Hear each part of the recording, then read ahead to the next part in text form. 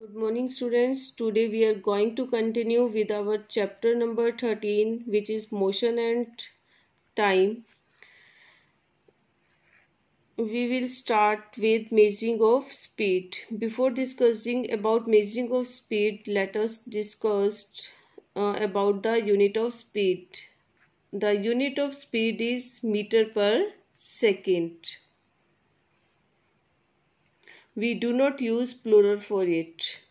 How do we get this unit? We all know that the expression of speed is distance upon time equal to meter per second. We measure the distance in meter, time in second. So the unit of speed is meter per second. To measure largest speed, अगर हमें largest speed को measure करना है तो we can use the unit kilometre per hour और metre per minute, but the basic unit और the SI unit is always metre per second. पर जो एसआई यूनिट है, स्टैंडर्ड इंटरनेशनल यूनिट, अगर पूछे जाए तो वो क्या आंसर होगा उसका? Metre per second.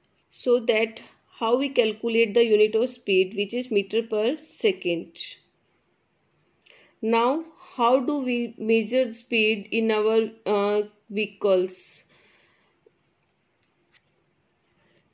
Now you have noticed the meters in your vehicle. You have noticed two meters, and that in the name of that meter is speedometer and odometer. What is speedometer? A meter which records speed in kilometer per hour, जो क्या करता है आपके vehicle की speed को note करता है, किसमें? किलोमीटर पर आवर में.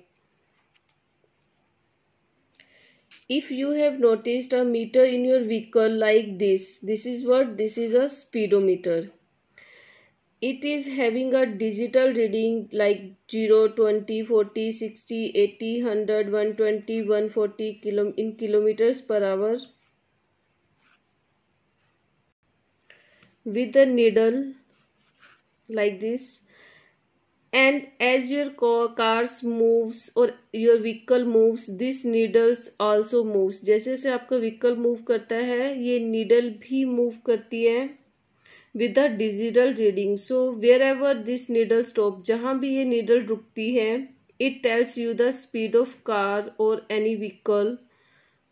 ये आपको क्या बताती है? कार की स्पीड कितनी है. अगर ये नीडल 60 है तो इट मीन्स आप 60 किलोमीटर पर आवर की स्पीड से अपना व्हीकल आप ड्राइव कर रहे हो. अगर ये 80 है तो अगर ये नीडल 80 पे रुकती है तो आपकी व्हीकल की स्पीड क्या होगी? 80 kilometre per our. It means आपकी स्पीड इतनी है कि आप 1 आवर में 80 किलोमीटर आप कवर कर सकते हैं. And there is one more metre lying in your car और vehicle is known as the odometer. This is the meter which tells you the distance covered by the vehicle. Vehicle ने कितनी distance cover की, ये हमें किससे पता चलता है? odometer से. Look at the center. This is having some reading which tells you the distance covered. यहाँ पर एक रीडिंग होती है कुछ जो आपको ये बताती है कि आपके व्हीकल ने कितनी डिस्टेंस कवर्ड कर ली है. So these two meters that are present in vehicle tell you about speed as well as distance covered by the vehicle. That's how we measure speed. इससे हमें कैसे, इसी तरह से हम क्या मेजर करते हैं? Speed. Now we discussed about the last topic of this chapter, which is distance time graph. You must be knowing about the graph as you have done in mathematics. That is a simple graph. You must be familiar with it. आप सब ने mathematics में तो graph किए ही होंगे. वो किस type के ग्राफ होते हैं? Simple graph.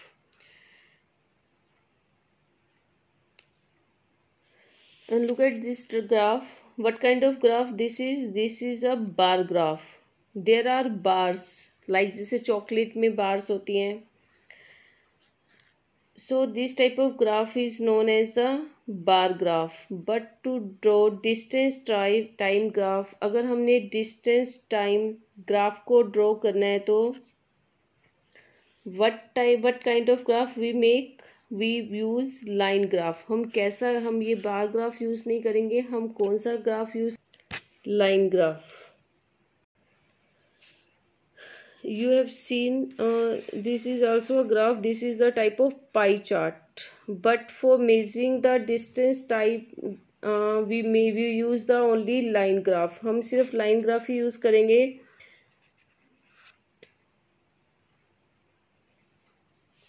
This is a distance time graph.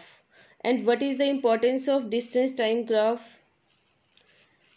ये क्या बताता है? It can tell you the speed of any object. ये आपको किसी ऑब्जेक्ट की स्पीड को आसानी से इस ग्राफ की हेल्प से हमें आसानी से पता चल जाता है कि इस टाइम पर कोई ऑब्जेक्ट ने कितनी डिस्टेंस जो है वो कवर की. So how do we draw distance time graph? On the x axis we will mention time. ये आपकी x axis है, इसमें हमने क्या मेंशन किया? Time. And on y axis you will mention distance. y axis में हमने क्या मेंशन किया? डिस्टेंस. किसमें? किलोमीटर्स में.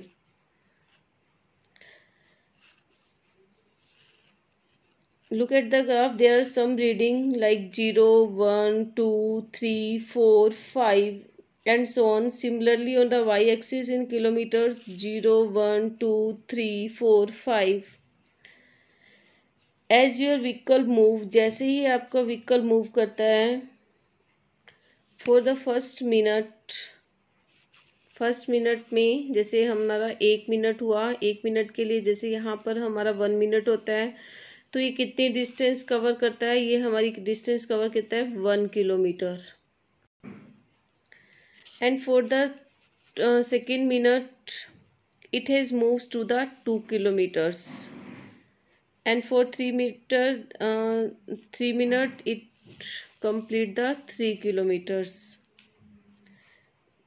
These are the points which are indicating the movement of the vehicle, and by calculating this you can easily tell the speed of the vehicle. हम आसानी से vehicle की स्पीड को हम बता सकते हैं. इसी तरह से 4 मिनट में 4 किलोमीटर, 5 मिनट्स में 5 किलोमीटर. जब हम इन पॉइंट्स को मीट करते हैं तो हमें क्या मिल रहा है? एक स्ट्रेट लाइन. यानी कि अगर हमारा व्हीकल जो है एक स्ट्रेट लाइन में मूव कर रहा है तो इस टाइप की मोशन को हम बोलते हैं यूनिफॉर्म मोशन. कौन सी मोशन कहेंगे हम? Uniform motion. It means straight line graph show the uniform motion. अगर हमारा ग्राफ बिल्कुल स्ट्रेट लाइन है तो ये क्या मोशन शो करेगा? Uniform motion. What will be the type of motion for this kind of graph? अगर हमारा ग्राफ स्ट्रेट लाइन ना होकर ऐसे कर्व लाइन ग्राफ है तो हमें किस टाइप की मोशन शो करेगा? It show the non uniform motion. It means जो हमारा व्हीकल है वो नॉन यूनिफॉर्म मोशन में मूव कर रहा है, वो इक्वल इंटरवल ऑफ टाइम में इक्वल डिस्टेंस कवर नहीं कर रहा. अगर हमारा ग्राफ इस टाइप का है, बिल्कुल ऐसे स्ट्रेट लाइन, सीधी लाइन तो है बट ऐसे है, तो ये क्या शो करता है? इसमें देखो टाइम तो चेंज हो रहा है बट जो ये किलोमीटर में डिस्टेंस है ये चेंज नहीं हो रही.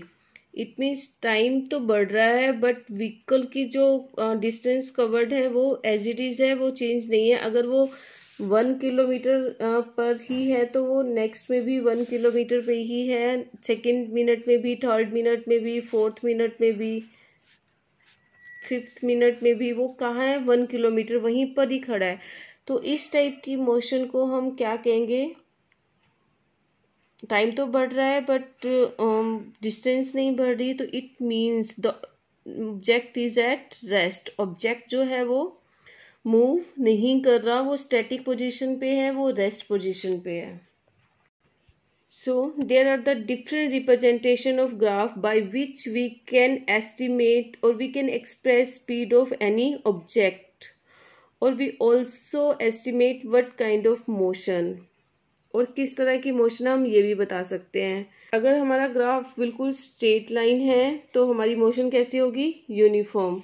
अगर हमारे ग्राफ जो है वो कर्व लाइन है तो मोशन कैसी होगी? Non uniform.